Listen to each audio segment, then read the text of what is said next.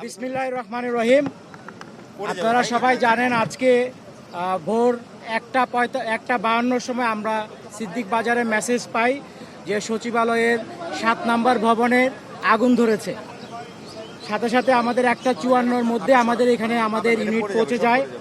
এই পর্যন্ত আমাদের এখানে 19টা ইউনিট নিয়োজিত করা হয়েছে, বাট এর মধ্যে আপনার 10টা ইউনিট ফিজিক্যালি কাজ করেছে, কারণ এখানে গাড়ি প্রবেশে কিছু সীমাবদ্ধতা আছে।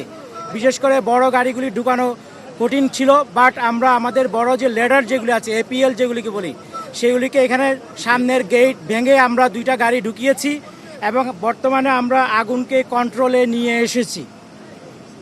6, 7, 8, 9 এই 4টা তলায় আগুন ধরেছে এবং বর্তমানে আমরা আশা করছি আর ঘণ্টাখানিকের মধ্যে অগ্নি নির্বাপন সম্পূর্ণ শেষ হবে বলে আমরা বিশ্বাস করি। বর্তমানে আমাদের ফায়ার ফাইটাররা দালানের ভিতরে কাজ করছে এবং প্রতিটা রুম সার্চ করে করে আগুন নিভানোর ব্যবস্থা করেছে এবং মোটামুটি এটা প্রায় শেষের দিকে। আমাদের এই পর্যন্ত এখানে প্রায় 211 জনের একটা জনবল নিয়োজিত হয়েছে এবং একটা দুঃখজনক ঘটনা ঘটেছে। সেটা সকালবেলা যখন ফার্স্ট আওয়ারে এসে আমাদের একজন ফায়ার ফাইটার পানির পাম্প থেকে লাইন সংযোগ করছিল, ওই সময় রাস্তা পার হওয়ার সময় একটা দ্রুতগামী ট্রাক তাকে আঘাত করে এবং তাকে হাসপাতালে নিয়ে যাওয়ার পর ঢাকা মেডিকেল হসপিটালে তাকে মৃত ঘোষণা করা হয়। ইন্না লিল্লাহি ওয়া ইন্না ইলাইহি রাজিউন। আর এখন পর্যন্ত আমাদের যতটুকু জানতে পেরেছি, এই ভবনে আভ্যন্তরীণ সম্পদ বিভাগ, আর্থিক প্রতিষ্ঠান বিভাগ, ডাক টেলিযোগাযোগ তথ্য প্রযুক্তি, শ্রম ও কর্মসংস্থান, যুব ও ক্রীড়া, স্থানীয় সরকার, পল্লী উন্নয়ন ও সমবায়, সড়ক পরিবহন সেতু বিভাগ রয়েছে। আমাদেরকে জানানোর মতো এই পর্যন্ত আপডেট। সম্পূর্ণ শেষ হওয়ার পর আপনাদেরকে ডিটেলস একটা আমরা আপডেট দিতে পারবো। সবাইকে অনেক অনেক ধন্যবাদ। একটুখানি জানার বিষয় যে কোন ফ্লোরগুলো, মানে কোন তালাগুলো বেশি ক্ষতিগ্রস্ত হলো এবং এখানে পুরোটা পুড়ে গেছে কিনা?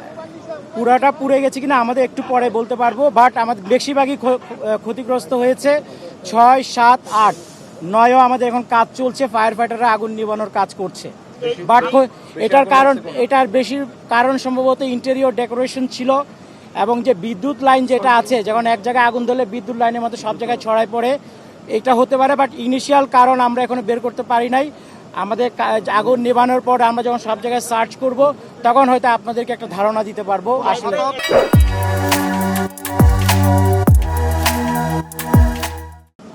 আমরা যতটুকু জানতে পেরেছি, 3টা জায়গায় একসাথে আগুনের ইয়েটা দেখা গেছে। এটা অনেক সময় হয় কি, যখন স্পার্কিং হয়, যদি বিদ্যুৎ লাইনে শর্ট সার্কিট হয়, এটা হতে পারে। তবে আমরা এটা এখন কনফার্ম বলবো না যতক্ষণ পর্যন্ত না আমরা তদন্ত করে শেষ করছি। বাট এটা হতে পারে, এটা অবশ্যই হয়েছে, এটা আমরা বলবো না। বাট এটা যদি শর্ট সার্কিটের বিষয় থেকে থাকে এবং একই লাইনে হয়ে থাকে, তাহলে এটা হতে পারে।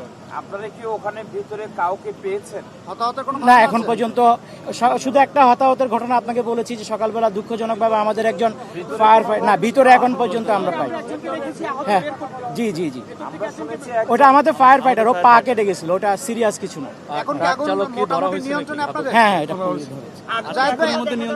আমরা আশা করছি আর কিছুক্ষণ পরে আপনাদেরকে ডিটেলস বলতে পারবো। বাট আমাদের যেহেতু এটা রাতের বেলা ছিল, আশা করি ওখানে ভিতরে কেউ ছিল না। আমরা সার্চ করার পরে ফাইনালি বলতে পারবো কোনো হতাহত কেউ হয়েছে কিনা। বাট এখন পর্যন্ত আপনাকে একজন শুধু ফায়ার ফাইটারের কথা আপনাকে বলেছি, ওনার নাম হচ্ছে, এক সেকেন্ড, ফায়ার ফাইটার যিনি মারা গেছেন ওনার নাম মোহাম্মদ সোহানুজ্জামান নয়ন। সে আমাদের তেজগাঁওয়ে স্পেশাল টিমের সদস্য ছিল। তার বাড়ি আটঘরিয়া, ঢাকা, তারপর হচ্ছে মিঠাপুকুর, জেলা রংপুর।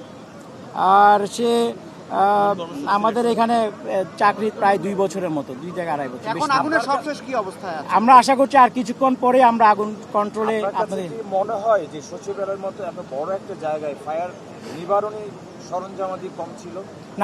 না, কম ছিল না। আমরা তো সিদ্দিক বাজার থেকে 19টা ইউনিট এসছে। সচিবালয়ে নিজস্ব না, সচিবালয়ে তো সবসময় আমরা পরিদর্শন করি, প্রত্যেকটা ফ্লোরে ফায়ার এক্সটিংগুইশার আছে। এবং আপনাদের জাস্ট জানার জন্য, সবসময় এই যে ভবন নাম্বার 7-এর সামনে স্বরাষ্ট্র মন্ত্রণালয়ের পাশে কিন্তু আমাদের একটা ওয়াটার টেন্ডার ও পানিবাহী গাড়ি সবসময় থাকে, ফায়ার ফাইটার সহ ব্যবস্থা ছিল। কিন্তু সমস্যা যেটা হয় অনেক সময়, যেহেতু এখানে একটা বিল্ডিংটা রেস্ট্রিক্টেড বাট কনফাইন্ড টাইপ, অনেক সময় আগুন ধরলে সেটা দ্রুত ছড়ায় যায়। এবং যেহেতু এটা দিনের বেলা হয় নাই, আগুন যখন ধরেছে তখন তো এক্সটিংগুইশার ওখানে ব্যবহার করার মতো কেউ ছিল না, ফলে সেই কারণে হয়তো আগুনটা দ্রুত ছড়িয়ে পড়েছে। ফায়ার হাইড্রেন্টের যে বিষয়টা, আপনারা পানির সংকটে ভুগেছেন, পানির স্বল্পতা হয়েছিল, সচিবালয়ের মতো জায়গায় ফায়ার হাইড্রেন্টের আসলে অপর্যাপ্ততার বিষয়টা একটু জানতে না, আমরা এখানে এসে আপনার এখানে ওসমানী মিলনায়তন থেকে আমরা পানির সাপ্লাই পেয়েছি, ওখান থেকে নিয়ে রিজার্ভার থেকে নিয়ে এসেছি। এখানেও বেশ কিছু রিজার্ভার ছিল, ওখান থেকে পানি সংগ্রহ করেছি। এবং আপনারা দেখেছেন, আমি ঠিক জানি না, ওয়াসার গাড়ি কিন্তু টাইম টু টাইম এসে আমাদের পানির সাপোর্ট দিয়ে গেছে। পানির সাপোর্ট আমাদের ছিল যথেষ্ট, পানির সাপোর্ট নিয়ে কোনো সমস্যা নেই। তাহলে 20টা ইউনিট এত সময় দেরি হওয়ার কারণটা ওই যে বললাম, ওখানে তো কনফাইন্ড এরিয়া, রেস্ট্রিক্টেড এরিয়া, প্রত্যেকটা রুমই তো বদ্ধ অবস্থায় আছে, বন্ধ ছিল, প্লাস গ্লাসগুলি লাগানো, ফলে বাইরে থেকে যেন আমরা টিটিএল লাগিয়েছি, বাইরে থেকে তো আমরা পানি দিতে পারি নাই। যদি গ্লাস খোলা থাকতো, ফলে দেখবেন আপনারা অনেক ক্ষেত্রে আমরা গ্লাস ভেঙে ভেঙে ভিতরে পানি দিয়েছি।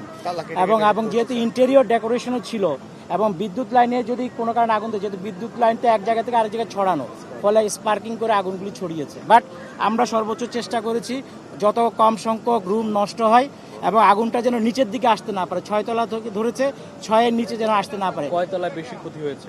আমাদের ধারণা এখন পর্যন্ত 7-8, সম্ভবত 9ও হবে, বাট আমরা এখনো তো কমপ্লিট করি নাই, করলে আপনাদেরকে ফাইনালি বলতে পারবো। আমরা অনেক সময় দেখি এরকম বড় দুর্ঘটনার ক্ষেত্রে হেলিকপ্টার দিয়েও অনেক সময় পানি দেওয়া হয়, এখন সেটা না, আসলে এখানে আসলে এরকম প্রয়োজন নেই। নিয়ন্ত্রণ কয়টা নাগাদ আসতে পারে আপনার কাছে? আমরা আশা করছি আর আধা ঘন্টার মধ্যে আমরা ক্লিয়ারেন্স দিয়ে দিতে পারবো। আশা করি। আচ্ছা, ওটা আশা করি। আচ্ছা, হ্যাঁ, নিয়ন্ত্রণ, কারণ তারপরে আবার প্রত্যেকটা রুম সার্চ করতে হবে, বিষয় আছে। ওকে, আপনার আপনার পুরো পরিচয় নামটা বলবেন। আপনার পুরো নাম, পরিচয়। আচ্ছা, আমি DG fire service brigadier general Mohammad Zahed Kamal. Okay, ধন্যবাদ সবাইকে, থ্যাংক ইউ। আমরা